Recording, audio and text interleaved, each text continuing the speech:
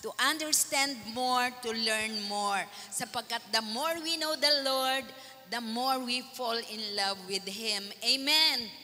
Ating pag-aaralan ang patungkol sa 10 Commandments. At ito ay makikita sa Exodus chapter 20, verses 1 to 17. Tayo muna'y manalangin sa ating Panginoon. Aming Ama, salamat po sa inyong biyaya sa bawat isa wherein binigyan po ninyo kami ng time to study your precious words. We open our hearts unto you, our spirit, our minds, our whole being. Malaya po kayong mag-pour in sa aming mga buhay ng lahat ng mga kaalaman na kailangan po namin for a strong spiritual life. And we receive your understanding, your knowledge, your wisdom, and everything that we need sa buhay na ito upang kami makapagtagumpay araw-araw. Ito po aming prayer in Jesus' name. Amen and amen. So ang topic natin is about the 10 Commandments. At ito ay masusumpungan sa Exodus chapter 20, verses 1 to 17. By the way, bago natin basahin yung talata, gusto ko lang magtanong, sino sa inyo ang nakakaalam o nakaka-memorize ng biblical na 10 Commandments? Taas ang kamay. Meron po ba? Yung walang mali, memorize niya talaga 1 to 10. Kompleto. Meron po ba? Mga Bible school students, dapat memorize yan.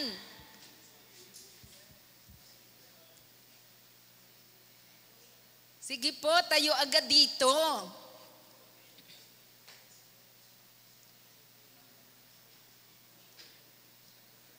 Meron ba? Hindi ka man Bible school student, pero talagang ikaw yung mapagmahal sa Word of God. At siyempre, hindi tayo dadaig doon sa iba. Alam niyo mga children, memorize po yan yung 10 Commandments. Wala ba? Challenge. Baka naman kailangan nyo ng 200 pesos.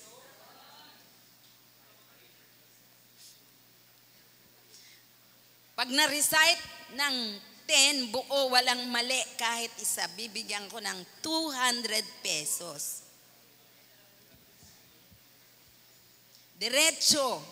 Hindi na yung mag-iisip pa talaga. Ako, mukhang wala. O sige na, sayang oras natin. Buksan na natin sa Exodus chapter 20, verses 1 to 17. So babasahin po natin yung buong buo.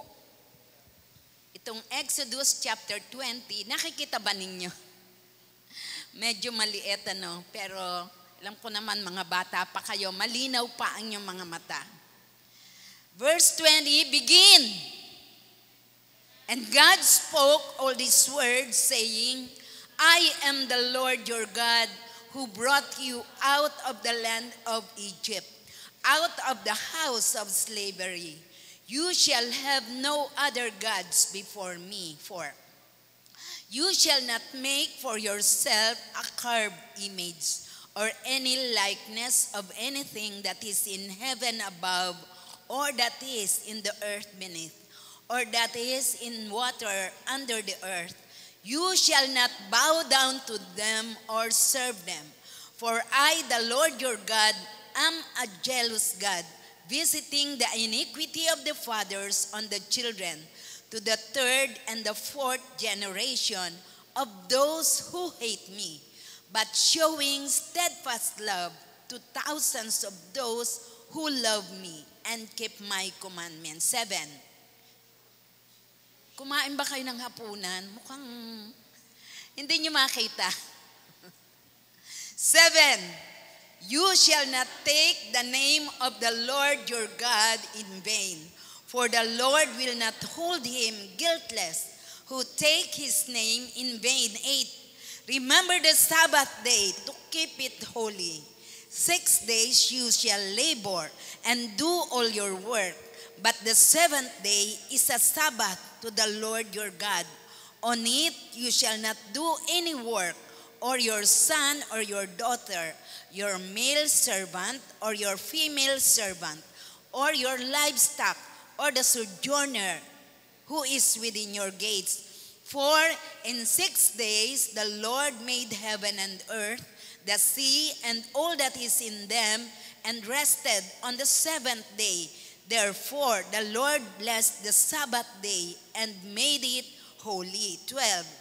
Honor your father and your mother, that your days may be long in the land that the Lord your God is giving you. 13.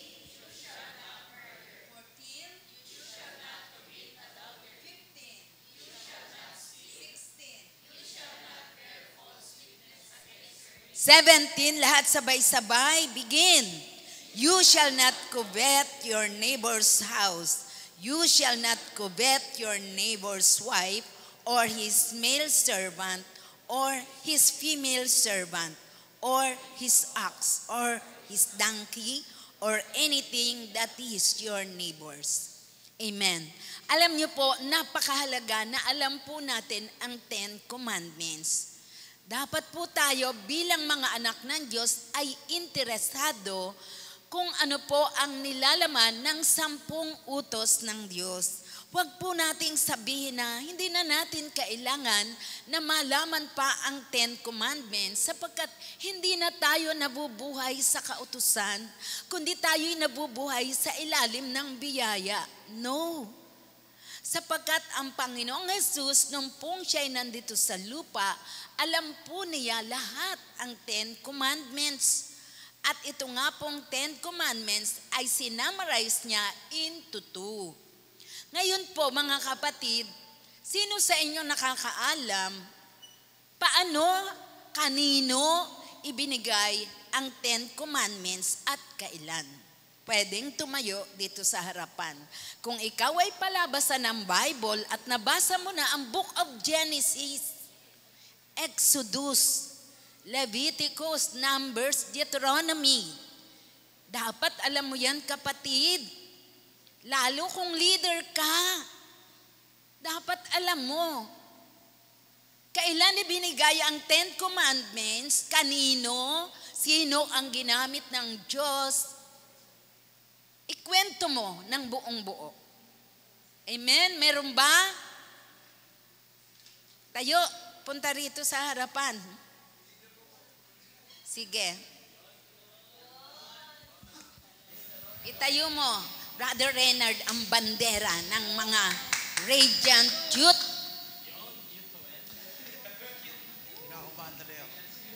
Okay lang, sige. Huwag kang kabahan. Sabihin mo lahat mong nalalaman. Ibinigay po ang 10 utos nung si Moises po ay umakyat sa bundok ng Sinai, no, para katagpuin ng Panginoon. At dito ibinaba ang 10 utos sa kanya para sa mga Israelita. Na kasi nung panahon po na yun is nasa wilderness po ang Israelites po. Yes po. Yun lang. Okay, thank you. At least salamat, alam niya yung mga bagay na yun. Yes, tama ang sinabi ni Brother Reynard.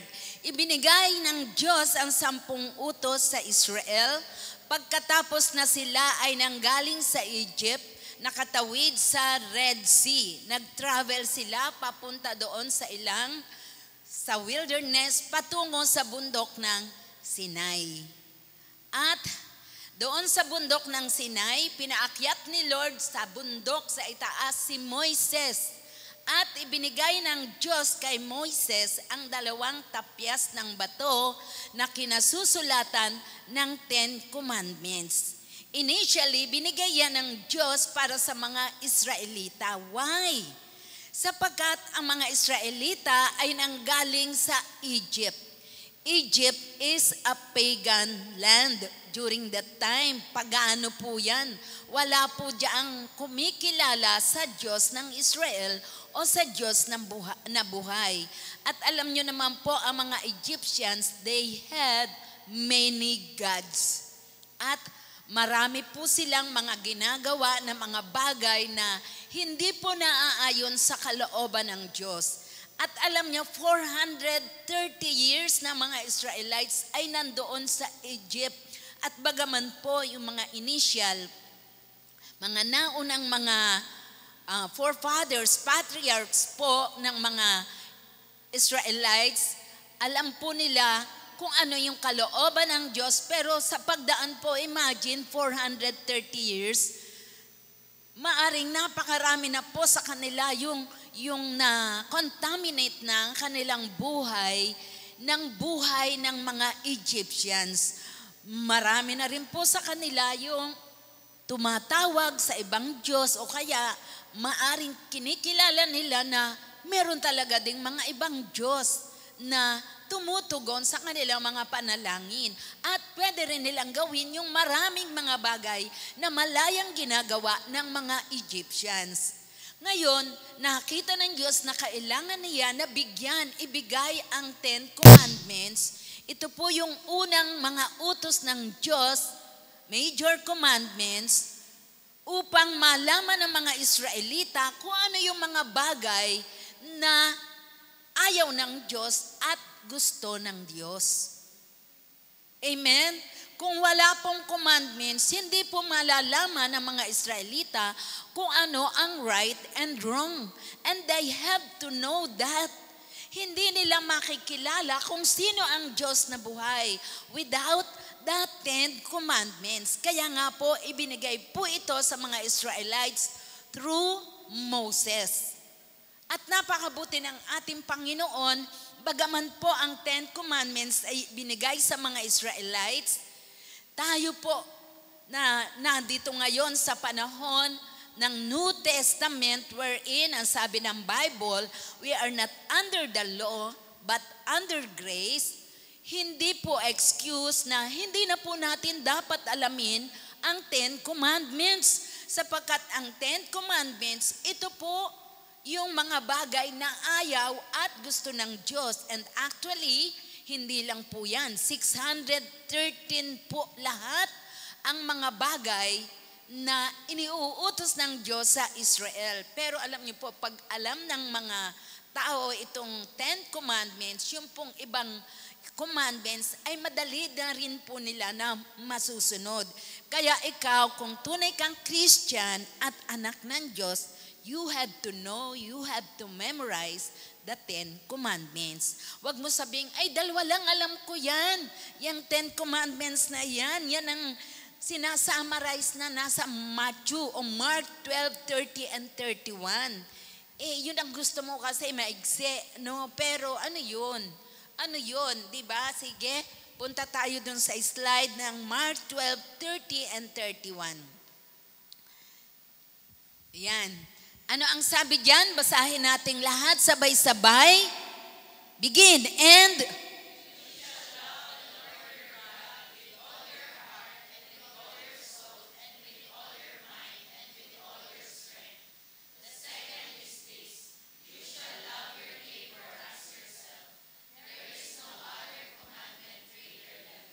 so, dalawa po, sinamarize ng ating Panginoong Jesus sa dalawa lamang ang 10 Commandments. Una ay pumapatungkol sa pag-ibig sa Diyos. At yung pag-ibig sa Diyos ay hindi lang ganun kasimple. Dahil kung babasahin po natin in detail, yung pagmamahal mo sa Diyos ay dapat, ang sabi, with all your heart, buong puso, with all your soul, buong kaluluwa mo, and with all your mind, buong pag-iisip mo, and with all your strength. Kung sasabihin ng love of God and love of neighbor, napakasimple. But you have to know, you have to memorize yung kompleto pong talatang yan, mga kapatid, para hindi mo lang sabihin love ko si Lord, love ko ang kapwa ko, pero love mo si Lord, buo ba? Buong puso ba? Buong kaluluwa ba? Buong pag-iisip ba? Buong lakas ba? Tapos, love of neighbor, ang sabi sa verse 31, you shall love your neighbor. Yun lang ba? No, may kadugtong. You shall love your neighbor as yourself. May pamantayan si Lord.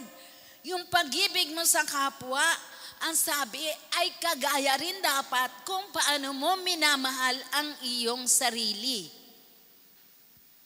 Natutupad po ba natin ang 2 commandments na iyan na kinapapalooban ng 10 commandments? Kung titingnan po natin, I think wala pong makakasagot ng yes 100% kahit po ako sa sarili ko. Diyan na lang po sa first commandment Alam po natin, siguro kung i-scorean ako ni Lord, hindi ko alam kung makaka 50% po ako Tapos diyan po sa second commandment, hindi ko rin po alam.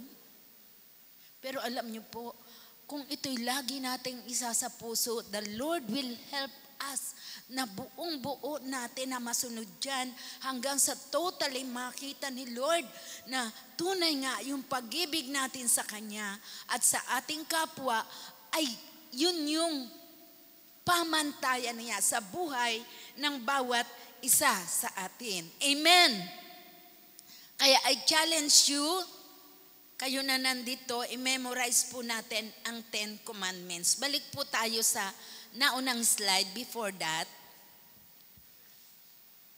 Yan. So, 2 po na part yan. Yung nasa left side ay biblical 10 commandments. At yung nasa right side ay Catholic 10 commandments. May pagkakaiba ba yan? May pagkakaiba po. Amen. Yung biblical 10 commandments, yan po yung summary nung binasa po natin. Pero kung titingnan po natin, yung Catholic 10 commandments, inumit na po yung number 2. Nakita po natin, kasi yung first 4 commandments po, yan po yung tumutukoy sa pag-ibig natin sa Diyos. Yun naman pong first 6 commandments ay tumutukoy sa pag-ibig natin sa ating kapwa. Yan, umpisa po sa verses 5, sa numbers 5 to 10. So doon muna po tayo sa first to 4th commandment. Yan po yung binasa po natin. Pero dyan po sa number 2, actually, ipapaliwanag po nating maigi po yan. So sa Catholic, inalis po yung you shall not, anong sabi dyan? Make for yourself an idol. Inumit po nila yon. Kahit po saan kayong magtingin, wala po sila nung 2nd commandment. So 3 lang po yung kanilang commandment na tumutukoy sa love of God. Tapos, yun pong ginawa nila, yung 4th, pakilagay po sa Catholic na 10 commandments. 4th hanggang 10th commandments, yan po yung kanilang love of neighbor. Paano naging 10? Ang nangyari po, pakilagay po ng buo, yung pong 10th commandment na biblical, hinati po nila sa 2. Kaya nakompleto po na 10 commandments.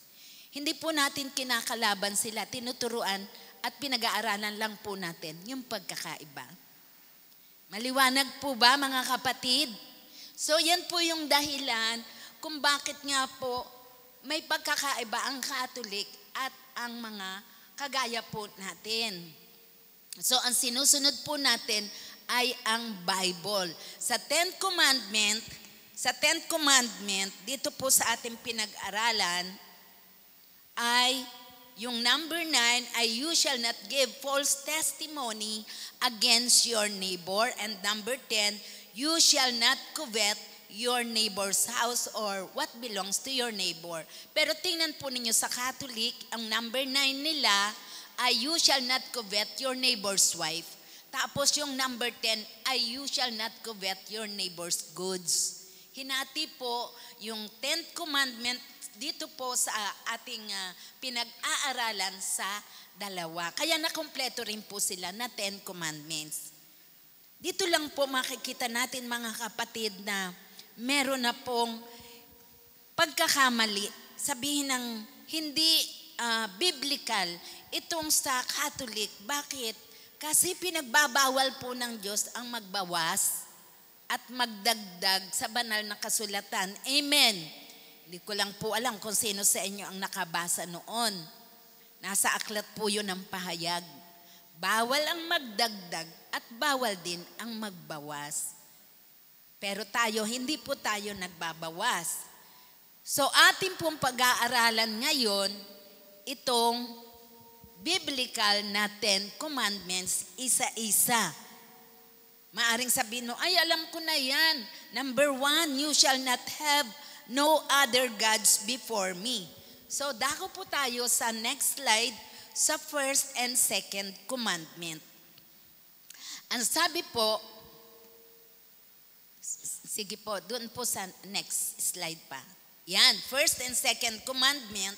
Ang sabi diyan, you shall have no other gods before me. Yan ang first. At ang second ay, you shall not make unto thee any graven image. Sa ating pong panahon, siyempre tayo po, wala na po tayong mga graven images. Nung panahon po ng mga Israelita, meron po doon na ganon. Actually, ang mga Israelites po, habang si Moses ay nandoon sa bundok ng Sinai sa itaas, ang tagal-tagal ni Moises doon sa itaas ng bundok, dahil nga po nasa puso na sila po yung mga idolaters. They believe in different gods. Gumawa po sila ng graven image in the form of a calf ng guya. At ito po ay yari sa ginto. Kaya, tingnan nyo po, alam po ng Diyos ang puso ng mga Israelita. Kaya ibinigay po niya yung first commandment na yan, na you shall not have no other gods before me. So sa ating pong kapanahunan, I believe wala na po rito na meron ka pang graven image sa iyong bahay o ribulto. Meron pa po ba? Kung meron ka pa sa iyong bahay, kapatid, alisin mo na yan kasi ang sabi sa first commandment, huwag kang magkakaroon. Ako, ganyan po ako noon. Meron kami sa bahay namin na mga images, mga ribulto. At pag nagpe-pray ako, doon din ako lumuluhod doon sa harapan noon. Yun po ay ayaw ng Diyos. So sa ating panahon, ano po ang ibig sabihin niyan? This means anything or anyone we place above or in addition to God or replaces and treats as God that we worship, bow down to and trust and put first in our lives rather than the true God. Wala ka mang graven image, wala kang ribulto, pero meron ka naman na bagay na inuuna mo. Parang yon yung lumalagay sa lugar ng Diyos sa iyong buhay. Ang katumbas noon ay meron kang other gods. At hindi po yun nais ng Panginoon. Ano po yung example noon? Yung worship of creations. Hindi na po natin isa-isa ng talata kasi napakahaba po niyan. Yung pagsamba sa mga nilikha. Napakarami pong mga nilikha kaya ang utos ng Diyos ay huwag gagawa ng mga images ng mga kung ano man yung narito sa lupa, nasa langit, nasa ilalim ng lupa, nasa tubig, nasa lahat ng dako. At ang sabi ng Panginoon, anong sabi ni Lord? Diba? You shall not bow down unto them nor serve them. Kung meron ka noon, huwag kang luluhod doon at huwag kang sasamba. The moment na ikay lumuhod at sumamba doon, kinis mo pa. You have other gods before you. Kaya yung mga creation sa mundong ito na talagang nagiging una sa buhay mo, ano man yung bagay na yan, maaring property o anumang bagay na pag-aari mo, taglay-taglay mo, pero hindi naman ang ating Diyos na buhay, yan ang nagiging Diyos-Diyosan sa iyong buhay. Ano pa? Beauty, power, and blessings. No. Kaya yung mga nagsasabi rito na ang ganda ko, ang gwago po, ako si Pogi, ako si ganda. Wag mong sasambahin ang kapugian mo at ang kagandahan mo. Amen? Yung power mo, sabihin, ay, powerful ako, talaga ako sa trabaho ko, authority ako. Wag mong, ibig sabihin, pag kang masyadong very proud doon sa kalagayan mo o yung status mo sa buhay at doon sa blessings mo. Pag tinatanong ni Bishop dito, sino rito mga blessed o blessed, pinagpala na panon, amen, amen. Okay lang po yan, pero wag nating sasambahin ang mga pagpapala ni Lord. Kasi ang dami po talaga, and lalo na po sa ating kapanahunan talagang the devil is using beauty, power, and blessings para maging Diyos-Diyosan sa ating mga buhay.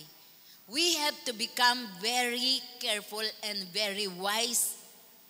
Maaring akala natin ay hindi, pero God knows our hearts. And tayo rin po, kung tayo magkakaroon ng self-examination, marirealize po natin na we are putting those things, creations, beauty, power, blessings. Ano yung mga blessings? Kasama po dyan yung lahat ng mga pag-aari mo. Taglay mo, kasama dyan trabaho, pera, pamilya, asawa, anak, mga kaibigan, ministry, or lahat yan. Kung yan talaga ang mas minamahal mo kesa sa Panginoon, yan ay nagiging Diyos-Diyosan sa iyong buhay. Other gods. Ano itong other gods na ito? Ito po yung mga bagay o mga tao na hindi naman alam nating hindi siya ang Diyos na buhay. Priority po natin. At nung pong time na yon, habang si Paul ay nangangaral sa isang lugar, meron pong doon na nakita si Paul na sign sa isang building to an unknown God. Hindi nila kilala pero sumasamba sila. Diba? Tayo kilala natin ang ating Diyos. Amen? Let us not worship other gods. Ako po, tinuruan ako ni Lord diyan. Nakita ko kung gaano ka-jealous si Lord. Gusto ko lang pong i-share sa inyo kasi para magkaroon lang po ng example. Sa buhay ko noon, I know I love the Lord. Pero nung 2016, nakapunta po ako sa Canada. Ako po yung tao na lover of nature talaga. Kasi laking probinsya po ako, mahilig po ako sa mga flowers, sa mga trees, mga animals, sa mga creation po ni Lord. Alam niyo po, nung nakapunta po ako doon sa isang lugar na talagang sabihin ko pong masyado po akong na-amaze sa ganda ng garden po na iyon sa British Columbia. Alam niyo po, ang puso ko masyadong, anong sabihin ko po bang, yun po siguro yung tinatawag na pagsamba sa creation. Nakalimutan ko na dapat kong i-appreciate yung Creator kaysa roon po sa creation. Alam niyo po, pinalo po ako ni Lord. Kaya hindi ko lang po alam kung nahalata po ninyo nung may picture akong pinadala. Dito po, nagkaroon po ako ng sugat dito. Kasi masyado po ako na-excited doon sa ganda po nung garden po na yun. Sobrang dami pong flowers na kakaiba, na amazed po ako. Nadapa po ako talaga. At doon sa aking pagkadapa na iyon, dito po, nagkaroon po ako ng hiwa po dito. Nasugat po ito. Tapos, siyempre, careful naman po ako. Pero alam ko, sa aking puso, dumating agad na God is a jealous God. God didn't want me to love those creation, those beautiful things before Him. Kaya tayo rin po sa ating mga buhay, mga kapatid. Maaaring hindi ka naman lover of nature, plants, flowers, or anything, pero lover ka ng mga ibang bagay, beauty. Anong beauty? Baka lover ka ng masyadong magagandang mga taong minamahal mo sa buhay or sino man yan, na siya na ang nagiging God sa buhay mo. Power, blessings, so ano man yan. Let us not put all those things before God. Laging si Lord ang unang-una. Secondary lang ang lahat ng mga bagay na yan. Hindi masamang mahalin yan, pero dapat si Lord po ang una sa buhay natin. Alam niyo po, God deserves our worship. God deserves our praise. God deserves everything first sa buhay ng bawat isa sa atin. Ngayon, meron po mga tao na sabi nila, mahalaga naman yung picture ni Jesus eh. Actually, sa mga ibang bahay, di ba, merong, ewan ko kung merong paborito na ini-imagine niya, pag siya nagpe-pray, yung itsura ni Lord, yung pong picture na daay, nakikita niyo po ba yon? Yung pag ikaw ay nakaharap sa Kanya, kahit dito ka pumunta, nakatingin sa iyo. Pag dito ka pumunta, nakatingin sa iyo, ang tawag doon ay daay. Hindi po yun ang mukha ni Lord. No. Yung iba nagsusuot ng mga necklace, mga image ni Jesus, o yung nasa cross, yung ganyan. Alam niyo po, kinikilala nila yun na representation of God, pero hindi po yun nakalulugod sa ating Panginoon. Kahit po yung larawan ng mga santo, ng mga santa, o siguro po, nawawala na po sa inyo na meron yung mga pictures po o images ni Buddha o ng yung sabi, pampaswerte. Di po ba pag pumupunta kayo sa mga stores, lalo sa 168, sa Divisoria, merong mga gumaganyan-ganyan, di ba? May palaka, may iba't iba pong mga images nandoon. Wag po kayong maglalagay noon sa tahanan ninyo kasi when you put all those things in your house, you are placing your trust. Yung pagtitiwala mo doon sa mga bagay na iyon kaysa sa ating Diyos na buhay. Yun po ay idols o graven images. Kaya ang graven images o ribulto ay hindi lang sabi larawan o ribulto ng Panginoong Jesus o ng mga santo, kundi pwede rin po yung mga ribulto ng iba't ibang mga nations of the world. Maliwanag po ba? Sa Bible po, sa Matthew 19:16-22, meron po dyan na isang binatang mayaman na naging God po niya ay yung pong kanyang wealth, yung kanyang riches, yung kanyang mga possessions. Pero, alam niyo po, hindi po yun nakalugod ang kanyang buhay sa Panginoon. Kaya tayo rin po, wag po nating mamahalin ang ating mga kayamanan na ang iyong time, ang iyong effort, ang everything, lahat ay nandoon nakapokus sa mga kayamanan mo. Yan ay nagiging God sa buhay mo kung yan ang priority mo kaysa kay Lord. God knows our hearts.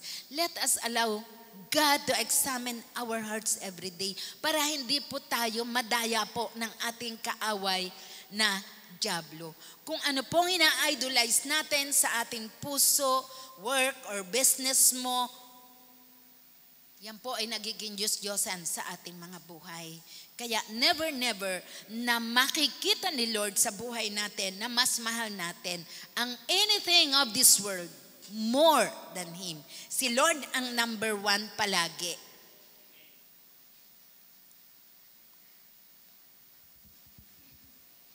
At bakit po yung mga images of God are forbidden? Next slide please. Sapagkat ito po ay nagpapababa, degrading to God. It hides and degrades the true glory of God. Alam natin ang Diyos natin ay walang anyo. He has no form. Why? Because He is a spirit.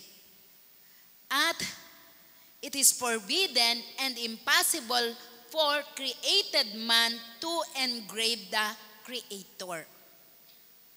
Kaya, hindi po tayo dapat magkaroon ng mga images sa ating mga tahanan. Ribulto man yan o larawan. At ano pa po ang reason?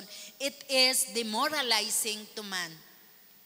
Anong demoralizing? Yung pang mga image na iyan ay nagiging imahinasyon o picture ng Diyos sa puso ng isang tao.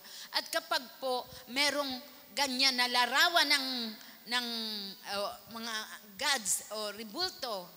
Di po ba? Inilalagay po ng tao ang Diyos sa isang lugar lang.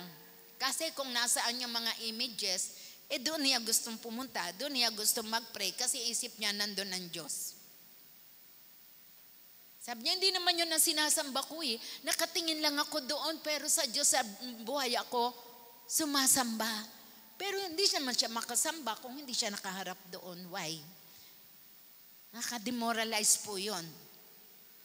Kailangan niyang pumunta doon sa lugar na yun para ma-meet niya ang kanyang Diyos. Hindi mo na kailangan pumunta sa Ubando, hindi mo na kailangan pumunta doon sa Pangasinan, o hindi mo na kailangan pumunta sa Batangas para daw doon kay Father, ano ba yan? May mga naririnig akong ganyan, mag-excursion to meet God. Amen? Kaya nga ang sabi ni Lord, nung kausap niya yung Samaritan woman, ano ang sabi ni Lord? God is a spirit and they that worship Him must worship Him in spirit and in truth. Kasi sabi nung Samaritan woman sabi nila doon sa Jerusalem, sasambahin ng Diyos. Sabi naman ng mga forefathers namin dito, no, ang Diyos ay hindi confined sa isang lugar because He is a spirit. Now we can worship God anywhere because He is a spirit. Kaya wala po tayong mga images. Maliwanag po ba yan? The true image of God revealed to us in 3 ways. Paano nahayag ang tunay na image ng Panginoon sa atin? Sa pamagitan ng ating Panginoong Hesukristo. Nung pong siya ay nandito sa lupa, ipinakilala ng Panginoong Jesus kung sino at ano ang Diyos. Who is, what is God? Ano po? At sa pamagitan din po ng Biblia, ano ang image ng Diyos? At sa pamagitan din po ng bawat isa sa atin. So nakikilala natin kung ano ang image of God. Kaya nga po tayo ay careful sa ating mga buhay. Sapat kung ano yung attitude, kung ano yung mga words, kung ano yung mga actions na pinakikita natin, doon po nakikita kung sino ang Diyos na ating sinasamba. Alam natin that our God is a loving God, a gracious God, a faithful God. He is a God of love, di ba? Yes, He is also a God of judgment. Pero salamat sapagkat ngayon pinapahayag ng Panginoon ang kanyang pag-ibig sa lahat ng mga tao. Kaya bukas ang pintuan para sa kaligtasan ng lahat ng mga tao. Kung sino po yung Diyos na sinasamba ng mga tao, doon nakikita kung ano ang uri ng buhay ng tao na yon. Kaya kung ano yung uri ng buhay na pinakikita natin kung sino ang ating Diyos. Ngayon po, merong war sa Middle East, sa Israel versus Hamas. Ngayon, nakita natin, nababasa natin na yung mga kalaban ng Israel, di ba, alam natin yung kanilang mga heart, mga attitudes nila. Ang sabi nga po nila, the Israelites, the Jews are pigs. Di ba? At yun naman daw po mga Christians ay goats. At pagdating daw ng kanilang hinihintay na Savior, meron din silang hinihintay lilitsunin yung mga pigs at ang mga goats, di ba? Kung sino yung sinasamba nila, pinaglilingkurin nila, that shows kung sino ang kanilang Diyos. Yung attitude po nahayag sa buhay nila. Kaya tayo po, wag tayo magiging malupit. Amen? Mahayag sa atin yung pagmamahal. Kasi ang ating Diyos ay Diyos ng pagmamahal, Diyos ng pag-ibig, Diyos na nagpapatawad. Amen po ba mga kapatid? Naintindihan po ba natin? You shall have no other gods before me, and you shall not make unto thee any graven image. At may karugtong po yan, you shall not bow down to them nor serve them. Naalala ko one time, may nasuot akong damit na may larawan dito ng mga butterflies. Ang sabi sa akin, bakit daw ako nagsusuot ng damit na may butterfly? Sinasamba ko raw yun. Bawal daw yun. Dapat daw hindi ako nagsusuot ng ganon.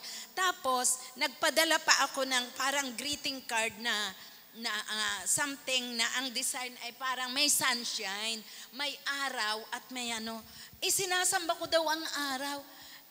Ang sabi, ang utos ng Diyos ay huwag kang luluhod, huwag kang, di ba? Sinasamba mo kung niluluhuran mo, di ba? Hindi man tayo lumuluhod. O nga, meron nga diyan na larawan ng anything.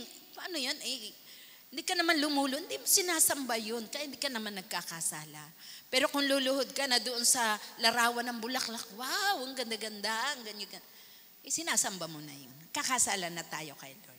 Kaya okay lang po na magsuot tayo ng mga may larawan ng dahon, ng punong kahoy, o anumang bagay. Huwag mo lang sasambahin at huwag mong luluhuran. Amen. Maliwanag po ba? So that is the first and second commandment. Gusto ko sana ma-examine natin mabuti ang ating sarili kasi maaring sa isang panahon ng buhay natin ay merong mga bagay na nagiging una sa atin. Mas minamahal natin. Nabibigyan natin ng priority, attention, kesa sa Diyos na buhay. And God is a jealous God. Huwag natin pagseselosin si Lord. Amen? Third commandment, you shall not take the name of the Lord thy God in vain. Sa Tagalog ay huwag mong gagamitin ang salita ng Diyos sa walang kabuluhan. Sa mga anong kaparaanan natin nagagamit sa walang kabuluhan ang pangalan ng Diyos. Kung tayo po ay nagiging hypocrite, kung nagpipretend o nagmi-misrepresent po tayo.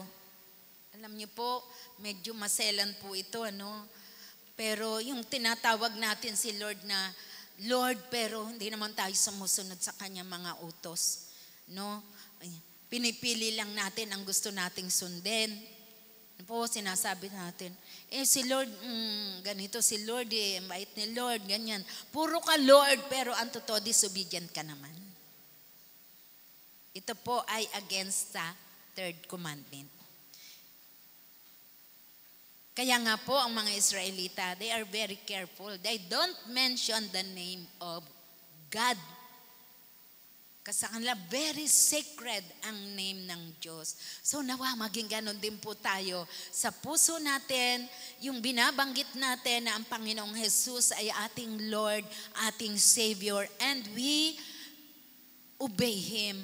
Maaaring sabihin naman natin, hindi pa naman na obey 100%. Pero yung nakikita ng Lord sa puso natin, yung desire to completely obey Him 100% sa buhay natin. Kung meron man tayong pagkukulang, it is because of our weaknesses, hindi yung talagang deliberately na ayaw natin siyang sundin sa buhay natin.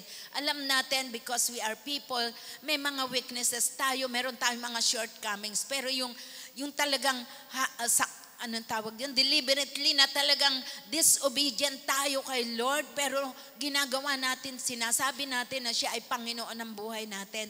Ito po ay taking the name of the Lord our God in vain. Ano pa po, yung nagsasalita po tayo ng words without meaning. Example po, yan, nakita po ninyo yung number 2. May kahulugan po kasi yung mga letters na yan, yung OMG, di ba? Ine-express yung iba, di ba, binabanggit pa yung 3 pamilya, kasama pa ang pangalan ni Lord doon. Third ay blasphemy. Ano po yung blasphemy? Speaking or behaving like God or equal with God. Like Jesus being accused of blasphemy. Gagawin pa niyang di ba, pexman o saksi ko si ganitong gagamitin pa ang pangalan ni Lord. At yung iba, ginagamit pa sa pelikula ang pangalan ng ating Panginoong Jesus. Ginagamit pa yung hallelujah, di ba, sa mga worldly songs na hindi naman dapat ilagay doon. So careful po tayo, mga anak ng Diyos. Sino mga anak ng Diyos dito? You shall not take the name of the Lord thy God in vain. Let us consider na ang pangalan ng ating Diyos ay napakabanal. Ang pangalan ng Panginoong Jesus. Minsan, expression na po ng iba yan, na limbawa may nahulog, babanggitin agad pangalan ni Lord. Diba? Parang expression. That is taking the name of the Lord, our God, in vain. Gamitin lang natin ang pangalan ng Panginoon sa mga bagay na may kabuluhan. We are praying unto Him. We are lifting up His name. Nagtetestify tayo ng kanyang kabutihan. Hindi naman talaga sasabihin natin yung kabutihan ni Lord. Parang expression na lang natin yung pangalan ng ating Panginoong Jesus. Amen po ba? Maliwanag na po ba? Yung third commandment. Fourth commandment. Remember the Sabbath day and keep it holy. Alam niyo po, itong Sabbath day ay inutos ni Lord, nasa 10 commandments, actually para sa mga Israelites po ito. Kasi sila po noon ay nasanay, nagtatrabaho po sila sa lugar ng Egypt 7 days a week. Wala po silang day of rest, no? Pero gusto ni Lord at kalooban ni Lord na ang kanyang bayan ay magkaroon ng regular time of rest. At ang ating Panginoong Jesus, nung pong siya'y nandito sa lupa, itinuro po niya ang patungkol sa Sabbath rest. Hindi po para sa pagsunod talaga doon sa utos na yun, kundi na para higpitan o para lagyan ng yoke ang mga Israelite, kundi ang sabi po, for their benefit at para din po sa buhay ng bawat isa sa atin. Kaya gusto ni Lord magkaroon po tayo ng Sabbath rest. Not necessarily Saturday po yan. Kasi iba naman po yung batas doon sa mga Hudyo, iba naman po dito sa atin. Sila po kasi talagang yung Sabbath nila ay yung 7th day.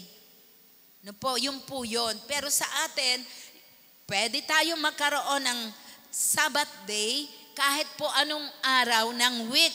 Amen. Pwedeng ang Sabbath day mo ay Monday. Jesus wanted to make clear the meaning of and gave a clear understanding of its significance.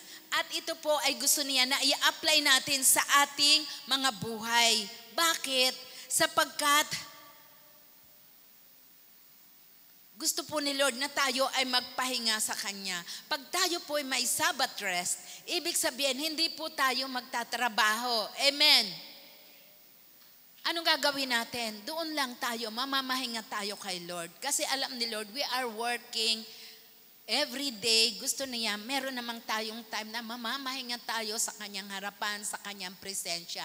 Matthew 11 verse 28 and 29, anong sabi ni Lord? Basahin nating lahat sabay-sabay. Begin.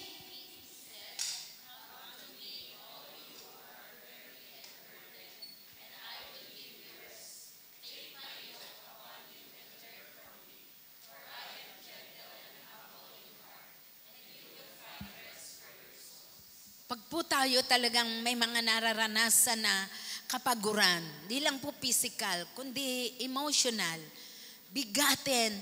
Alam niyo po, pag tayo nagpahinga sa harapan ng presensya ni Lord, diyan, yung uupo ka lang diyan, o kaya sasabihin mo sa Kanya yung mga burdens mo, yung nilalaman ng puso mo, mga pains, yung mga hurts na nandyan, lahat-lahat. Sabihin mo, Lord, napapagod ako physical, bigyan po niya ako ng si Lord talaga ang nagbibigay ng rest sa ating mga buhay. Kailangan po natin siya. Amen? As followers of Jesus, God does not expect us to live by Israel's laws. However, the wisdom of these laws remains, and the law of the Sabbath is rich with significance for us today. So, ibig sabihin, Sabbath is not a commandment we are bound to. It is a promise we are invited to rest and enjoy. Kaya, ang ganda nga po, I encourage you, brothers and sisters, kung maghahanap po kayo ng trabaho, piliin po ninyo yung merong 2 days na hindi kayo magtatrabaho. Merong isang day na yun yung Sabbath rest, at isang day, yung para naman po sa ating paglilingkod sa Panginoon dito sa church. Pag sinabi pong Sabbath rest, ito po yung ikaw talaga hindi magtatrabaho eh. Iba rin po yung Sunday natin na tayo naglilingkod sa Panginoon. Siyempre, yung mga church workers, nagtatrabaho po sila eh. No? Hindi po talaga sila focus talaga sa presence ni Lord na kagaya ng iba. So, iba po talaga yung Sabbath rest. Dapat po meron tayong ganon. Pray ka kay Lord, nabigyan ka ng ganon na ang trabaho mo ay 5 days a week lang. Amen? Kasi kailangan po ng physical body natin ng rest. Kailangan ng emotions natin ng rest. Ito yung nagpapahaba ng buhay. Yung mga patuloy na nagtatrabaho, hindi nagpapahinga, 6 days, 7 days ang trabaho, trabaho ng trabaho, umiiksi ang buhay. Sino ritong gustong humaba ang buhay? Siyempre, sundin natin ang gusto ni Lord. Paano po yun? Ito po talaga ang trabaho ko. Pray ka nga kay Lord eh. Kasi kung kalooban ni Lord ang isang bagay at nagpe-pray ka, faithfully kay Lord, He is much more faithful sa atin. Subukin mo si Lord. I challenge you at ibibigay niya sa iyo yung kahilingan mo. Ako nga po dahil nalalaman ko, iba nating kapatid, Monday to Saturday ang trabaho. Diba, wala na po silang pahinga talaga. Tapos pag Sunday, pupunta rito sa church. Wala na po talaga silang Sabbath rest. Gusto ni Lord may Sabbath rest tayo Sabbath rest is an invitation to practice for eternity in God's presence. Next slide po yun. It is an act of regular and intentional trust of God's rule on earth. Pag sinabi pong tayo ay may Sabbath rest, we Shabbat stop working in order to nuwa, in order to rest. Kaya nga po, yung mga Hudyo, di po ba, mga Israelita, before Sabbath rest nila, ginagawa na po nila ang lahat po nilang gawain. Pag Sabado o Sabbath day po nila, wala po talaga silang gawa. Hindi po talaga sila nagtatrabaho. Kahit po yung mga nagtatrabaho sa mga hotel. Naalala ko, nung pong ako'y nandoon sa Jerusalem, nagtutur nga po kami. Umuwi kami sandali doon sa hotel. Hindi namin po naman alam na ganun pala talaga. Walang nag-ooperate nung elevator nila. Hindi po kami marunong mag-operate. Kasi bawal sa kanila, kahit pipindot lang na ganyan, bawal po talaga. Ayan, naiwanan po kami ng tourist bus. Ganyan po talaga sila ka-devoted sa pagsunod sa utos ng Diyos. Tayo po, sundin natin ang gusto ni Lord. Ngayon, kung hindi natin masunod sa mga araw na ito, let us pray that God will make a way for us. Tutulungan tayo ng Panginoon. God is alive. Amen? When we stop working, we can truly rest in God's presence. When we practice this purposeful pause, we make room for God to take up residence in our individual lives and communities. Kasi meron kang enough time for Him, to talk to Him, at siya naman din talaga. Gusto po niya talaga na tayo'y makaugnayan niya personally. Hindi lang po, iba po yung Sunday, nandito tayo kasama natin ang mga kapatiran. Iba po yung personal, na ikaw ay nagre-rest sa harapan ni Lord. Yan po ay sinulat ni Missy Takano. Ang ganda po nung kanyang, we Shabbat, we stop working in order to rest. Amen? Ano yung mga possible Sabbath rest activities? Bagaman po, ang sabi ay yung Sabbath keeping ay stop working from our regular work and rest. Meron pong mga suggestion, yung pong mga ibang Christians. Suggestions po ito. Kung ano po ang mga pwede nating gawin sa ating Sabbath day of rest. Pwede nating i-consider kung hindi naman po tayo at pwede po natin. Sa ating pong pamilya, magkaroon po tayo ng family altar. Amen? Enjoy meal fellowship, singing together, sharing Bible lessons, learn sa ating mga devotion, sharing of testimony or sharing time, praying for one another. Sa mga families po yan. Ngayon, kung kayo ay isang grupo, life group, pwede rin pong gawin po ninyo yan. Diba? Mostly, marami sa inyo ay nag-connect group meeting pag Saturday. Pwede po natin gawin yan. You are doing your Sabbath rest in God. po, mga kapatid. Enjoy a family time on whatever is appropriate to do together. Pwede pong sharing po yan o discussion about the things of God. Pwede rin po na visit families, relatives, the brethren and friends. Anong purpose mo? To talk about the Lord, the goodness of the Lord. Amen. Go for a walk and enjoy the beauty of God's creation. Nagre-rest ka kay Lord, nagre-relax ka. Kasi Monday to Friday o kaya 5 days a week, puro ka trabaho, nasa opisina, nasa pabrika, nasa construction, nasa store o kung nasaan. Pagod ka, physical. Kailangan naman ng katawan mo ng relaxation, di ba? Lakad-lakad ka, ine-enjoy mo, wow. Lord, thank you for your creation. Thank you, glory to your name. Hindi mo worship yung nilika, kundi si Lord, yung manlilika. Number 5, engage in any church or mercy ministry project and all other things as led by the Lord. So, hingi tayo ng wisdom kay Lord. Lord, how will I spend my Sabbath rest na magiging profitable, magiging pleasing to you, at magiging kapakipakinabang sa aking kapwa? Diba? Not only on your personal life. Siyempre, hindi naman yung maghapon na yun na ikaw nandoon na mamahinga sa presensya ni Lord. Kasi, diba, kung sa araw, 12 hours yan, marami kang magagawa. 2 hours or 3 hours sa presence ka ni Lord. So, yung ibang oras ng panahon mo sa maghapon, pwede mo namang gugulin sa ibang araw, ibang bagay. You are having your Sabbath rest for God. Maliwanag po ba yan, mga kapatid?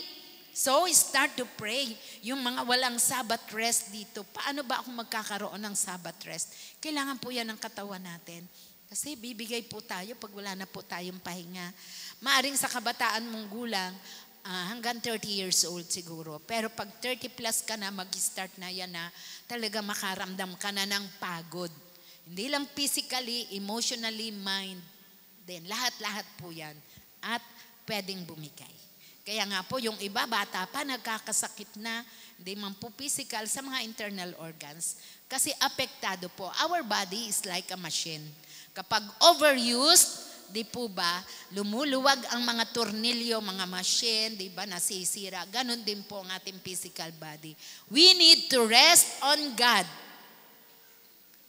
Fifth commandment. Ano ang sabi sa fifth? So yung first 4 commandments ay patungkol lahat sa pag-ibig natin sa ating Panginoong Diyos na buhay. So gawin natin yan na talagang maibigay natin fully kay Lord ang ating buong puso, buong kaluluwa, buong pag-iisip at buong lakas. So dako na po tayo sa fifth commandment, which is, ano ang sabi? Honor your father and mother. To honor parents means to love and respect them. Iniutos po yan, di ba, sa children, mga bata pa lang. Sasabihan na po na susundin ang kanilang mga magulang sapagkat ito ay tama. Sabi, ito yung unang utos na may pangako. Kapag ang mga bata pa lang ay sumusunod na sa magulang, magiging maganda ang kanilang buhay and they will live long on the earth. Kailan ba nagiging katanggap-tanggap yung pagsuway sa magulang? Kung yung pong mga inuutos ng magulang o pinagagawa ay against the moral laws and against the commandments of God. Example, marami pong parents ngayon, naririnig natin sa mga balita na inuutusan nila ang kanilang mga anak na maging prostitute kay babata pa. Ba, pwede kang tumakas. Pwedeng sumayin mo ang magulang mo kung may pinagagawa sa iyo na hindi magandang bagay. Hindi ka nagkakasala kay Lord. O halimbawa, yung magulang mo, inuutusan ko, anak, punta ka doon sa bahay. Wala doon ang tito mo ngayon sa bahay na yan. Maraming pera yun. Kumuha ka ng pera doon sa kanyang lagayan ng pera. Siyempre, kasalanan po yun. Hindi mo gagawin. No. Huwag mo sasabihin, okay lang naman yun kasi yaman-yaman naman niya eh. Kunin mo. No, hindi po. Laban po yun sa utos ni Lord. No, pwede kang sumuway sa magulang. Paano po kung ang tatay ko po ay lasenggo? Pinabibili po ako ng mga panglaseng. Hinebra San Miguel. Ako po ang tagabili.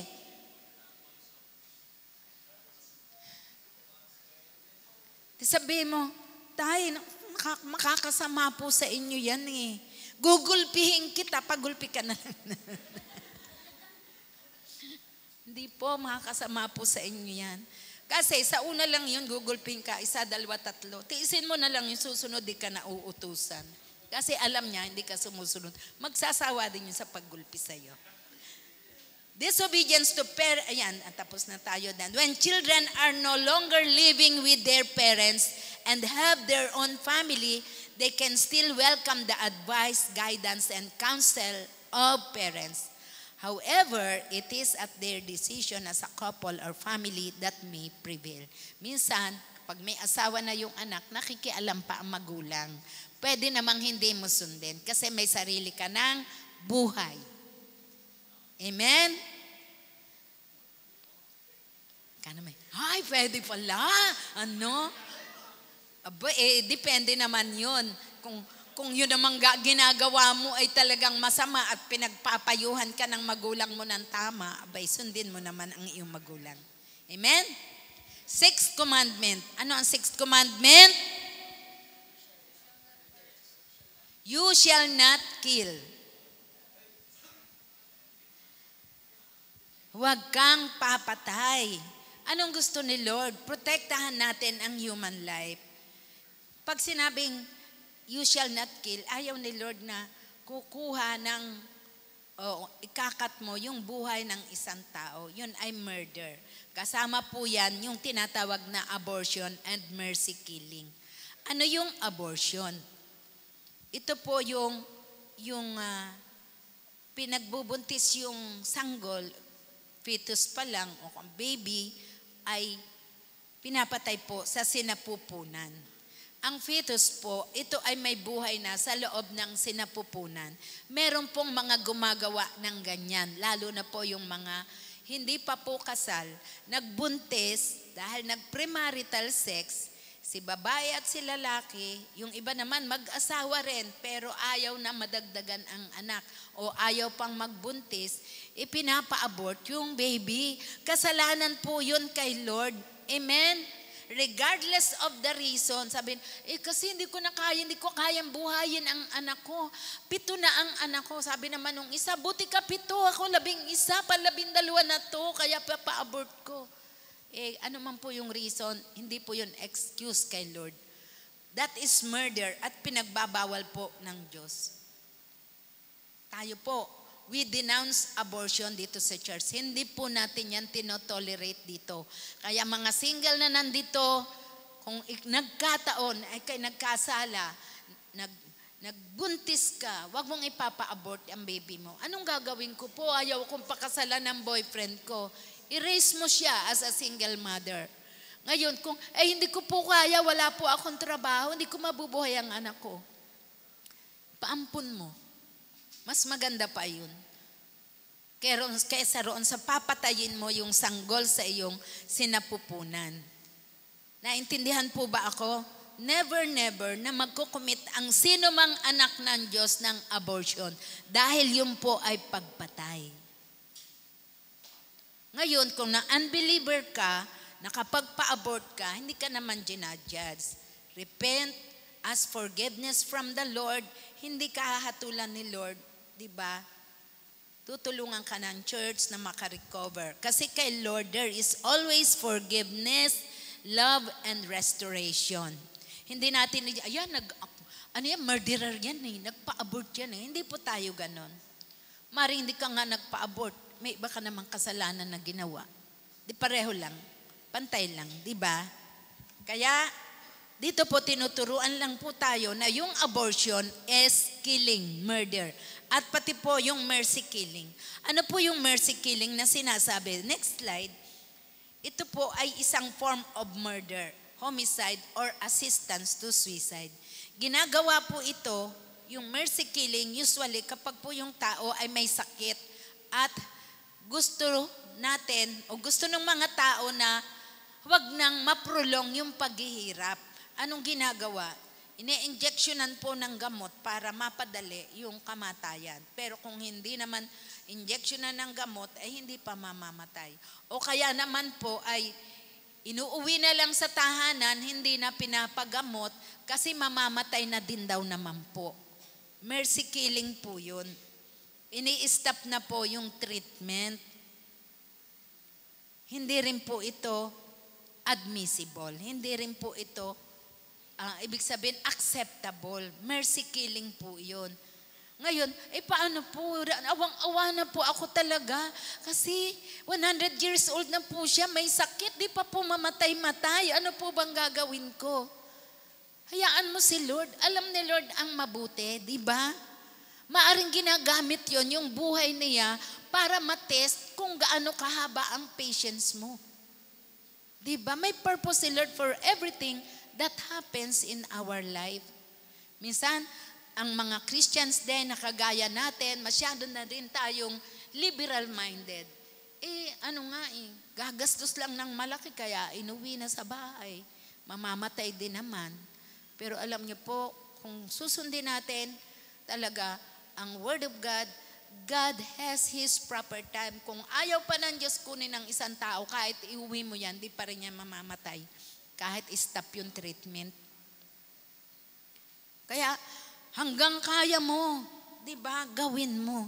Kaya hindi tayo magtataka kung bakit yung iba talagang kahit maubos ang kanilang millions, pinapagamot nila ang kanilang mahal sa buhay. Malalim ang kanilang conviction. They don't want na mamatay ang kanilang mahal sa buhay dahil hindi na nila ipinagamot. Isinave yung malawak na lupain, yung kayamanan kasi mauubos daw kung ipagpapatuloy pa ang pagpapagamot. God knows all things. Hayaan natin ang Panginoon kasi He knows what is best. Paano po kung maubos na po talaga ang kayamanan dahil sa pagpapagamot? I believe kung maganda ang purpose natin, di naman tayo pababayaan ng Panginoon. Kung sabihin maubos, ibabalik ni Lord lahat yan kasi sumunod ka sa Kanya eh.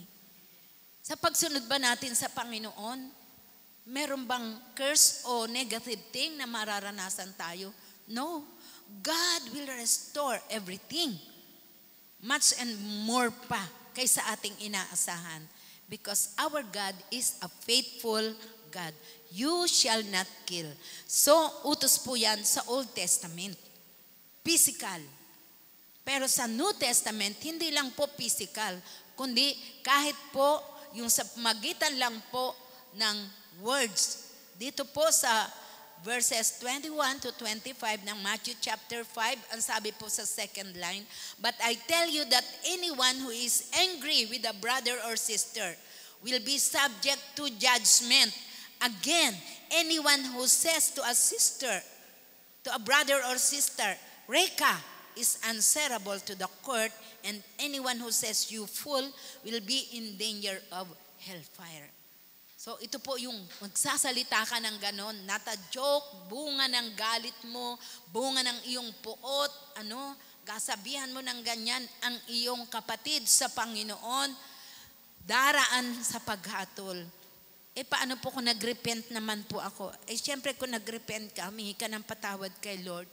Alam ko si Lord nagpapatawad. Pero kung alam mo nang masama yan at ginagawa mo pa rin, hayaan natin si Lord. Being angry or being continuously angry at someone without a cause, and whoever speaks contemptuously and insultingly to someone shall be liable to and unable to escape the hellfire. Kaya kung may sama ka ng loob at may puot o galit sa puso mo, huwag mo nang ipagpapatuloy. Ibig sabihin, allow the Lord to heal. Kung nasugatan ka ng masyadong malalim, humingi ka kay Lord ng healing para makapagpatawad ka at mawala yung puot at galit sa puso mo. Paano yung patotoo na wala na ang puot at galit sa puso mo? Si Lord kasi ang nagpapagaling. Pwedeng sabihin mo, pinatawad ko naman na siya hindi ko palang magawa na siya batiin. Pero I believe there will come a time na itetest ka ni Lord kung tunay mo siyang pinatawad. Kung magkikita talaga kayo ng harapan and you need to talk to him or to her, kaya mo bang kausapin siya?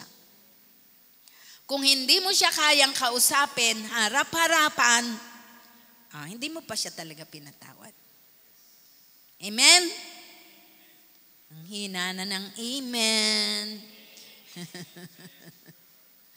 Mahirap ba? Mahirap po talaga. But, if we love the Lord and we truly want to obey Him, magagawa natin. Sino rito ang nakaranas na ng ganyan? Yung meron siyang tao na galit siya, puot na puot siya. Sabi niya, hindi ko siya babatiin hanggang mamatay ako. Tapos, nagkita. Nagawa mo ba ang batiin? Meron ba nakaranas ng ganyan? Ako naranasan ko po yan. Pero glory to God, nagawa akong batiin. Hindi pa nga siya makapaniwalang binati ko na siya. Diba? Pero ang sarap pala pag nagawa mo yung utos ng Panginoon. After noon, napuspos ako ng Holy Spirit. Diba? Natanggap ko na yung infilling of the Holy Spirit. So, ganun po, I encourage you. Alam ko naman, masakit po masaktan. Masakit ang masugatan. Pero, lahat ng sugat ay may kagalingan. Sino ang nagpapagaling? Si Lord. Masigit pa nga siya sa mga literal na gamot siya. Pag si Lord ang nagpagaling, grabe, ang bilis, papawiin agad yan,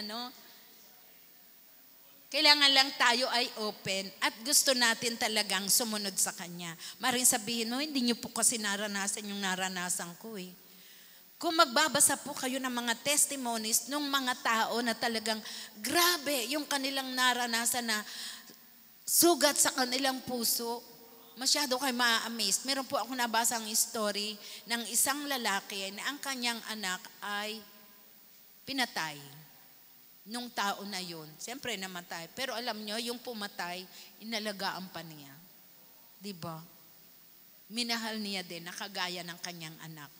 Pero yun yung naging dahilan ng kamatayan ng kanyang anak. Kaya ba natin yun? Wala nang nag-amen. God knows. Seventh commandment. Ito. So, kanina, inilinaw natin sa New Testament, hindi lang physical na pagpatay ang kasalanan pagpatay, kundi yung galit. Yung galit ay pagpatay na rin. Yung patuloy na hindi pagpapatawad at nagagalit ka, you are killing your brother or your sister. Kaya wag po tayo maging murderer. Wag tayo maging murderer. Wag tayo maging murderer.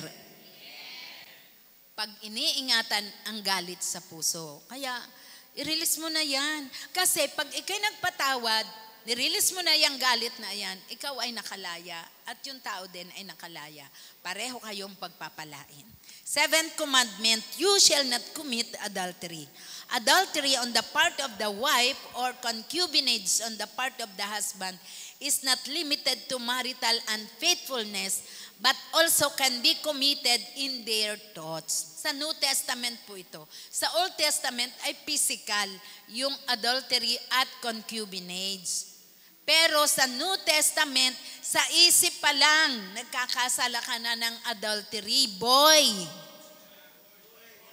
girl, but I tell you that anyone who looks at a woman lustfully has already committed adultery with her in his heart. Heart po yan. Meron akong narinig sabi, unfair naman yan. Meron din namang mga babae na tumitingin ng may lust sa mga lalaki, sabing ganon. May talata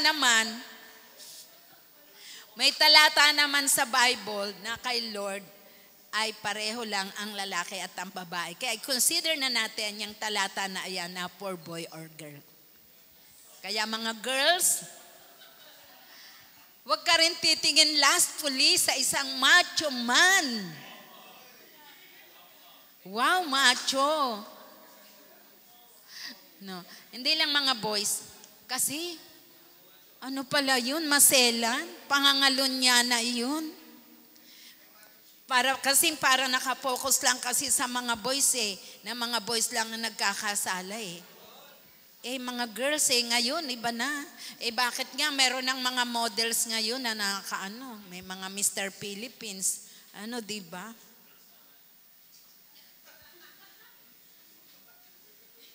Ingat lang, girls.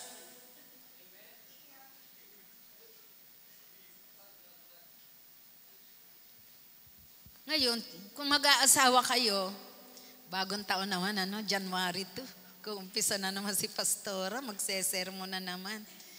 Yan kasing calling ko mga anak ko kayo Kaya hindi pwedeng mawala yan dahil mahal ko kayo. No? Huwag kayong mag-aasawa nang hindi kayo sigurado na siya na ang inyong mamahalin habang ikay nabubuhay. In sickness or in health, for poorer and for richer, di ba? Till death do us part. Paano naman po? Huwag mo nang alam yung mga paano naman po na yun. Hayaan mo na yun. Basta siguraduhin mo lang na yung pakakasalan mo, yung magiging asawa mo, handa ka sa lahat ng pagkakataon na siya talaga. Till death. Amen? Ayaw ng Diyos na naghihiwalay ang mag-asawa. One other consequence of committing adultery is the transference of the spirit of lust to one's spouse. Kaya ayaw ni Lord na ang asawang lalaki o babae ay nagkakasala ng adultery o pangangalunya dahil yung espiritu ng lust o pita ay lumilipat doon sa asawang tunay. Gusto mo ba yun? Kaya minsan, di naman po palagi. Kapag yung lalaki ay nagkasala ng adultery, siyempre merong espiritu ng pita na pumasok sa kanya. Tapos, nai-impart niya ayon sa kanyang asawa. Yung asawa niya, naghahanap na rin. Sabi niya, quits na lang kami, hanap din ako. Kasi meron na ding spirit of lust na pumapasok sa kanya. Gusto mo ba yun? Kaya huwag kang magkakasala ng adultery. Paano po ma-deliver? Our God is a God na nagpapalaya. Repent, confess, at tatanggap ka ng forgiveness. Amen? Makakalaya ka sa spirit of lust. Pero yung totoo na confession, totoong repentance. Kasi pag pinalaya ka naman ng Panginoong Jesus, pinatawad ka, ikaw ay tunay na laya at tunay na malinis, ni-restore ka sa original mong kalagayan as if you have not committed any sin. Di ba ang ganda? Ang bait ng ating Panginoon. You shall not commit adultery. 8th commandment, you shall not steal. Huwag kang magnanakaw. Kung dati yan ating buhay, pag nanakaw, ngayon din na tayo magnanakaw. Huwag ka nang magnanakaw ng mga pananim ng kapitbahay. Listed below are some forms of stealing that are common to us. Example, di ba ngayon marami mga nagnanakaw ng mga motorsiklo, ng mga cars, mga carnappers ang tawag. No. Ano ba yung robbery? Pag sinabing robbery, getting things of others forcefully. Nirab ang kanyang tahanan. Di ba? Ginapos yung mga nandoon at kinuha ang lahat ng laman ng tahanan. Ano yung theft? Getting things of others without the knowledge of the owner. Ninakawan mo. Hindi niya alam. Nakatalikod siya.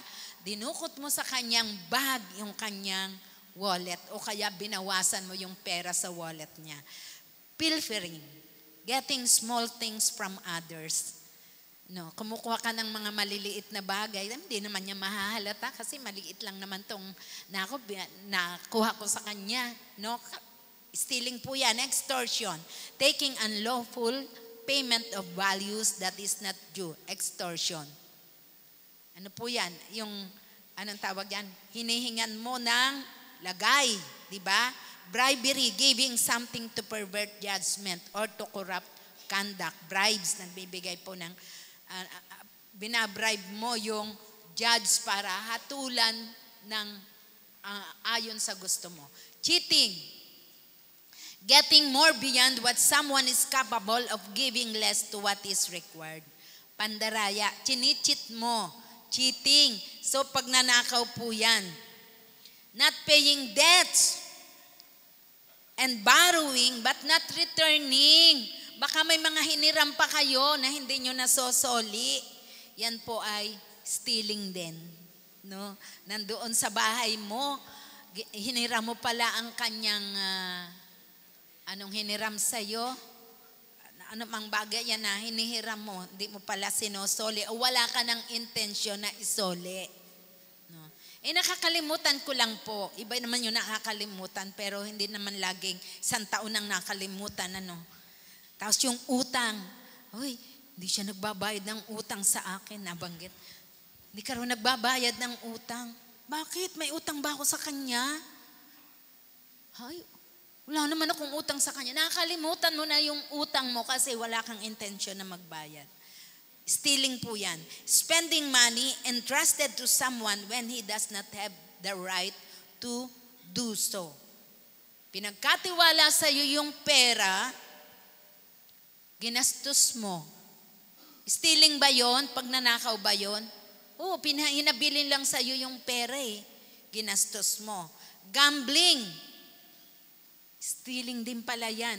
Betting in order to get the money of others or allowing your money to be taken by others.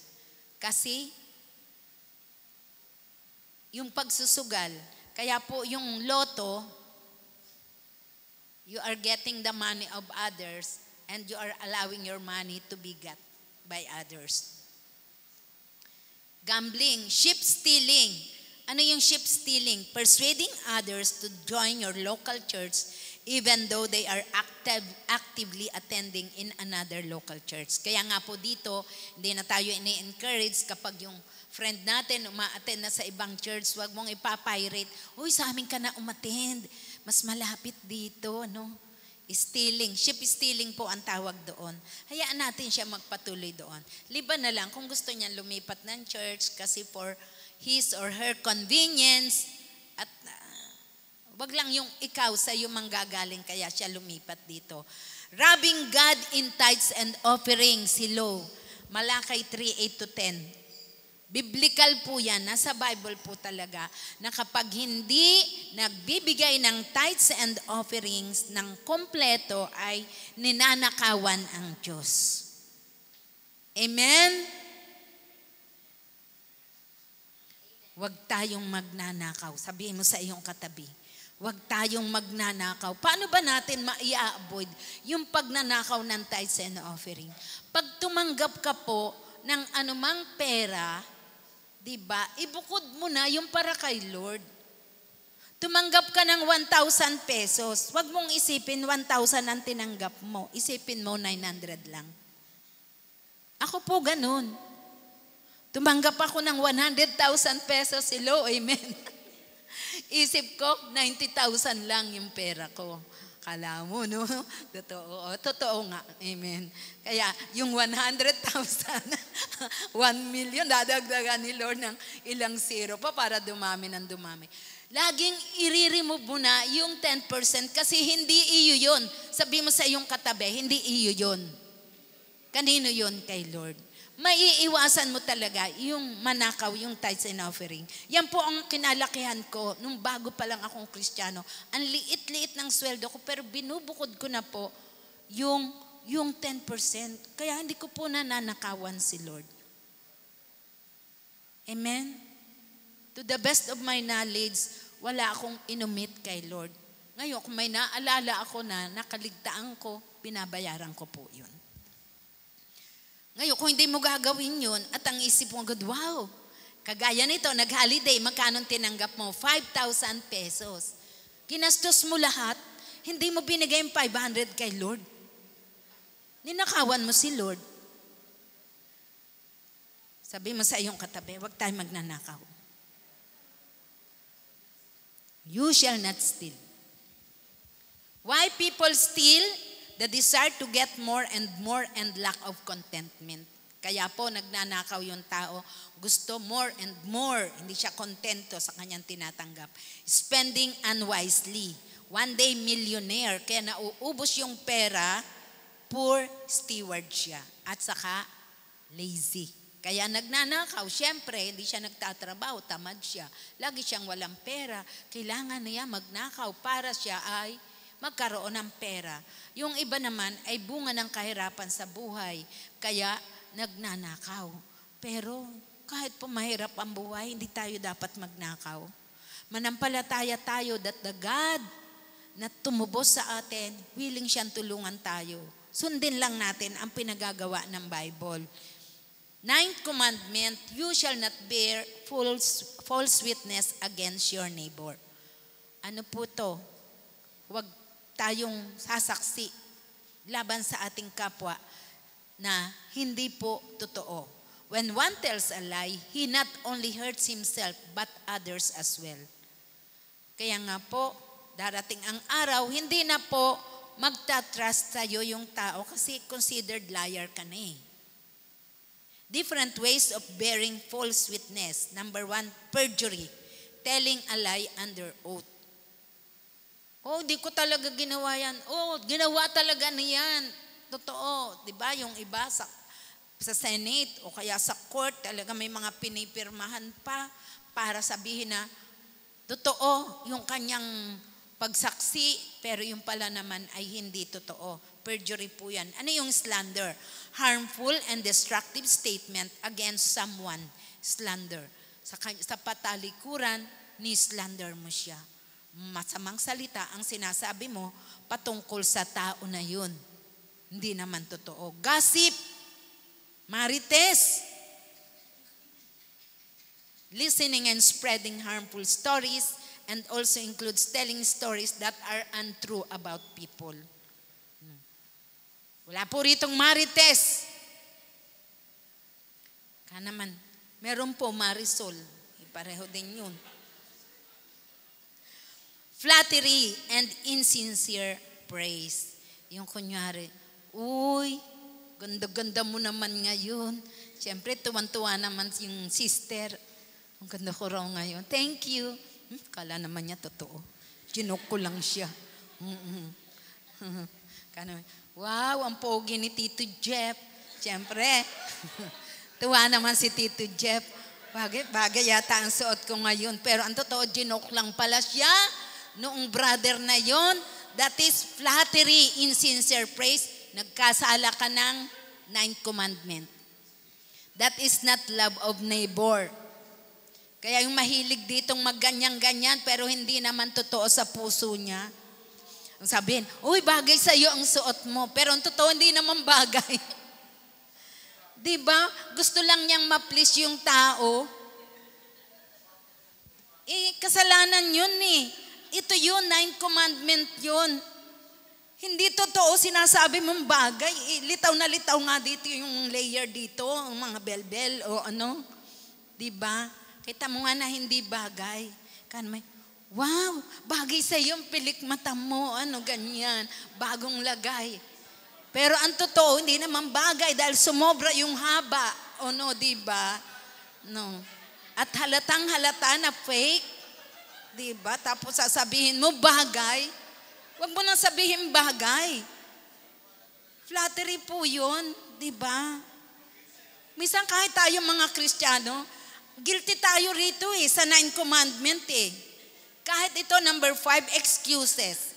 Ano ito yung excuses? Partially true but misleading statement in order to cover up. Oy, bakit hindi ka nakarating sa ating meeting? Oy, kasi inutusan ako ni nanay. Pero hindi naman talaga inutusan.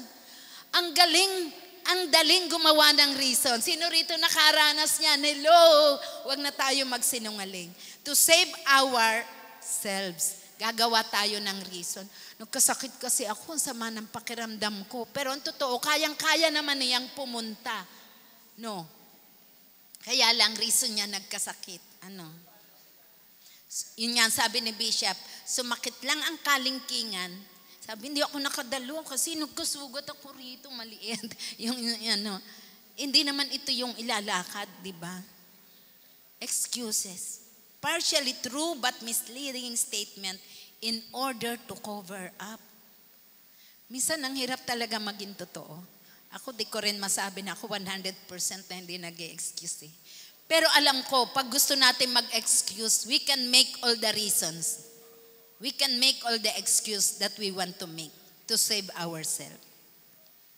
No, instead of saying, sorry ha, tinamad ako eh. Instead of saying, sorry ha, ayaw ko talagang pumunta. Magre-reason, hindi ako nakapunta. Wag na mag-reason. Wag na mag-excuse. Sabihin na lang ang totoo. Amen? Kasi para hindi tayo magkasala rito. Exaggeration. Describing more than what it is. Ano yung exaggeration? Yung sobra, yung sinasabi na sisiw lang, sabi manok na. Diba? Yung halimbawa, ay, ang ganda ng boy, ang ganda ng girlfriend ni brother, alam mo, parang kasing ganda ng Miss Philippines. Pero ang totoo, hindi naman kasing ganda ng Miss Philippines. Diba? Maganda, pero hindi kasing ganda. Exaggeration yun. Diba? Yung dinadagdagan, ina-exaggerate ang isang bagay. O kaya, nilelesen yung isang bagay. Hindi yung 100% na katotohanan ng bagay na kanyang sinasabi. Yung sabi mo, alam mo, ang yaman-yaman nila talaga. Ang laki ng kanilang bahay, saka ang dami nilang properties. Pero, iba yung ang yaman-yaman, iba yung mayaman. Tama ba ako? Pag ang yaman-yaman, mayaman talagang sobrang yaman yun. No? Iba yung mayaman. Hindi yun masyadong yaman-yaman. Wag na mag-exaggerate. O kaya, ay, ang tali-talino niya, sobra talaga. Ang tali-talino. Pero hindi naman ganun katalino. So wag nang ganun. Ang ganda ng boses niya talaga, sobra. Ang ganda-ganda ng boses. Pero hindi naman ganun talaga 100% kaganda yung boses. 80% lang. 7, hypocrisy, pretending, saying something but not meaning what was said. Yung nagkukunwari. Sabi, I love you. Pero hindi naman pala. Nagme-message, I love you, I'm thinking of you, pero hindi naman pala talaga na alaalaman lang.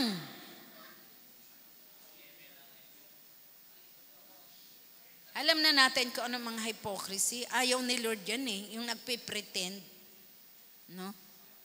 Kunyari, love na love, pero hindi naman pala. 8, levity. Ano itong levity? Unclean jokes. Dirty. Mga green jokes po ito. 8, broken promises.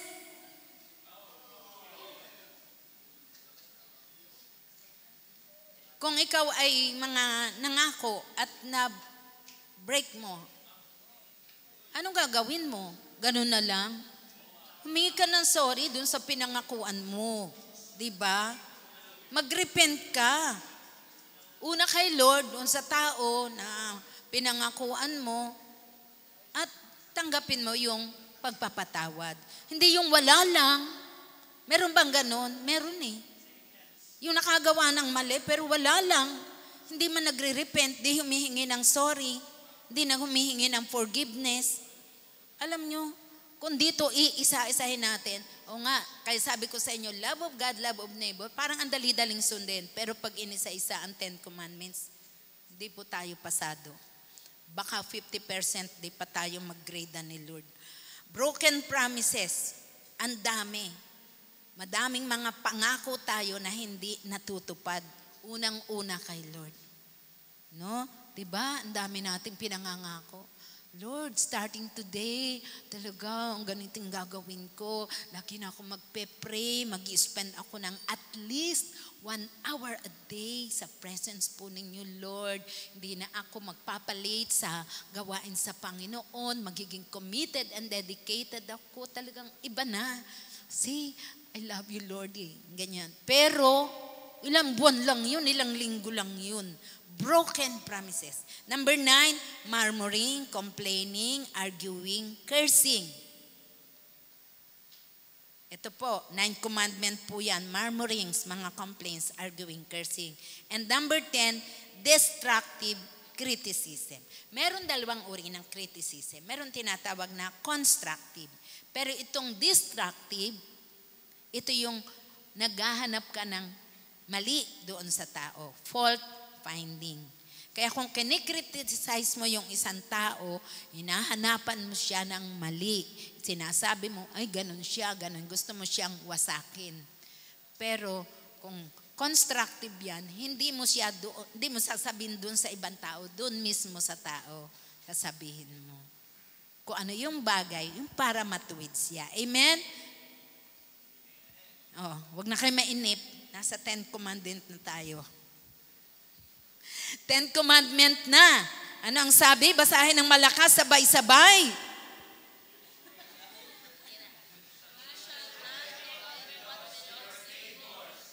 Ayan. You shall not covet what belongs to your neighbor. Sa Old Testament, yung utos talaga, kasi noon, yung pagkuha ng pag-aari, asawa, mga hayop, mga maid servants and men servants, parang normal life na yun doon sa Egypt. Kaya binigyan ni Lord ang mga Israelites ng commandment na wag mong ikukubet, wag mong gugustuhin o desire mo makuha yung pag-aari ng iyong kapwa. Asawa man yan o ano man yan, properties, ano man yung bagay na yan. To covet means to want something that belongs to someone else. A person who covets may be led to break all or most all the other commandments. Totoo po yan. Kapag nagkaroon na po ng covetousness sa puso ng isang tao, pwede po na yung all the other 9 commandments ay ma-disobey po niya. Hindi po niya matutupad. Kaya itong sin of covetousness, idolatry po ito eh. Idolatry po ito. You shall not covet means not merely desire but strong grasping and craving for something you do not have. It is also grasping something you have no right to have because it belongs to someone else. Maliwanag po ba? Asawa na niya eh. Huwag mo nang kunin yung attention para magalit doon sa husband niya o sa wife niya at sa iyo mapunta. Paano po kung girlfriend pa lang, pwede po ba yun? Hindi rin pwede. Girlfriend niya eh. Boyfriend na niya eh. Huwag mo nang ikukubet yung boyfriend o girlfriend ng ibang tao. Hindi pa naman po sila mag-asawa, hindi pa sila legal. Kung sa iyo ba gagawin yun, na may boyfriend ka o girlfriend at kukunin sa iyo, matutuwa ka ba? Yun ang test eh. Kung hindi ka matutuwa, huwag mong gagawin sa iba yung bagay na ayaw mong gawin sa iyo. Amen? Paano po yun? Pinahayag siya ni Lord, siya eh. Siya eh. Baka naman imahinasyon mo lang yun. No, maraming ganun eh. Kung yan man ay totoo, edi wait for your time. Huwag yung sasabayan mo at makikipag... Amen? Dito, kaya nga sabi, love your neighbor as yourself. Yung golden rule, i-apply natin. Do not do unto others what you do not want others do unto you. Minsan masakit. Hindi minsan, palagi. No? Pero ito utos ni Lord eh. Mahal ba natin si Lord? Yes. Kung mahal natin siya, we will obey His commands. John 14 verse 15. Kaya nga po, dapat alam natin itong 10 commandments. Huwag lang sabihin, alam kong commandments ni Lord. Love of God and love of neighbor. Pero pag inisa-isa mo yung love of God, hindi ka pasado. Pag inisa-isa mo yung love of neighbor in detail, hindi ka pasado. Dapat memorize po natin ito. Wag mong palalagpasin. Sabi, hindi po ba tayo no more under the law, but under grace tayo? Mini-misrepresent nyo yung talata eh. Pag sinabing, you are no more under the law, kasi pag ikay under the law, pag ikay nagkasala, papatayin ka. Pag under grace ka, pag ikay nagkasala, si Lord na yung tumanggap ng parusa na para sa'yo, hindi ka papatayin dahil anak ka ng Diyos. Yun po yun. Hindi ibig sabihin ay hindi mo nasusundin ang mga commandments dahil you are no more under the law. Maliwanag po ba? Kaya tayo mga Christians, tayo yung primarily na tumutupad sa mga utos ng Diyos because we love the giver of the law, si Lord. Totoo, 10 pa lang nga ito eh. Ang higpit nga sa mga Israelites eh. 613 kasama to. Doon nga, may commands pa doon kung saan ka dudumi. No, di ba lahat? Ang hirap po, pero tayo, we can do all things through Christ who strengthens us. So, 10 Commandments, gusto ko lang pong balikan natin ang 10 Commandments. Sana ma-memorize po natin ito. Amen? I challenge you, brothers and sisters. Alam niyo po, na-memorize ko ito, high school pa lang ako. Itong 10 Commandments. Hindi ko po yan nakalimutan hanggang ngayon. Memorize ko po talaga yan. Yung 10 Commandments. Kaya lang po, nito lang na born again ako, nito ko natuklasan na inumit pala yung second commandment. Pero salamat, nalaman na natin ang truth. Basahin natin ang biblical 10 Commandments. Number 1, begin. Yan. Sige, sabay-sabay na. Okay na ba? Kahit gutom ka na, pwede pa rin lakasan ang boses for the Lord.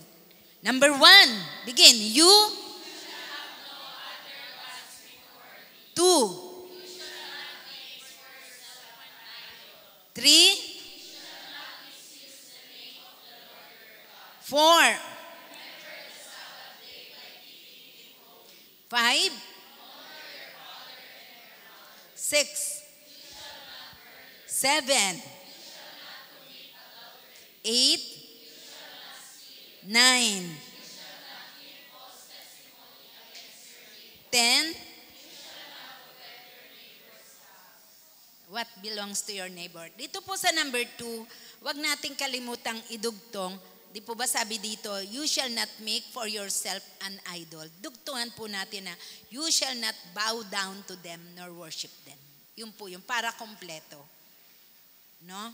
Kasi hindi po kompleto pagka you shall not make for yourself an idol. Kailangan hindi mo siya, hindi ka magbabow down at hindi ka sasamba doon sa idol na iyon. Amen. So 10 commandments, memorize it from your heart. Amen. Tayo manalangin. Amang dakila na nasa langit, salamat po sa iyo sapagkat amin pong natutunan ang patungkol po sa 10 utos na ibinigay po ninyo kay Moses several thousands of years ago. At alam po namin na kailangan din po naming masunod ito pong 10 commandments na ito. Dalangin po namin sa inyo, Ama, sa pangalan ng Panginoong Jesus, na bigyan po ninyo kami ng mahusay na memory, ng desire sa aming puso na ma-memorize itong 10 commandments, biblical 10 commandments from our hearts. Wala po kaming mamiss bawat kahit isa po dito sa 10 commandments, at everyday masiyasat po namin na ang aming puso, aming kaisipan patungkol po sa mga bagay na ito upang makita po ninyo that totally we love you, our Lord and our God. Salamat po sa mga commandments na ito dahil nalaman namin ang mga bagay na gusto po ninyo at ayaw ninyo sa aming buhay, and by your grace, Abba Father, tutulungan po ninyo ang bawat isa na makasunod sa lahat ng kalooban at naisin po ninyo sa aming mga buhay. We are your children. We are your people, and you desire each and every one of us to live according to your will, to your plans, to your desire sa buhay ng bawat isa sa amin. Salamat po aming Ama sa strength, sa desire sa puso namin to do your will. Salamat po. Amin itong i-memorize. Pag uwi sa bahay, hindi po namin kakalimutan. Para nga po pag tinanong ng mga tao na hindi pa nga po uma-attend sa church, tanungin kami, born again ka ba? Memorize mo ba ang 10 Commandments? Ma-recite naman po namin sa kanila. This is a proof that we love you, O Lord. Isang patotoo na mahal namin ikaw at ang iyong mga salita. Salamat po, Ama, sa mga anak nyo na inyong dinala sa gabing ito. Purihin po ang inyong banal na pangalan sa kanilang mga buhay. In Jesus' name, amen and amen.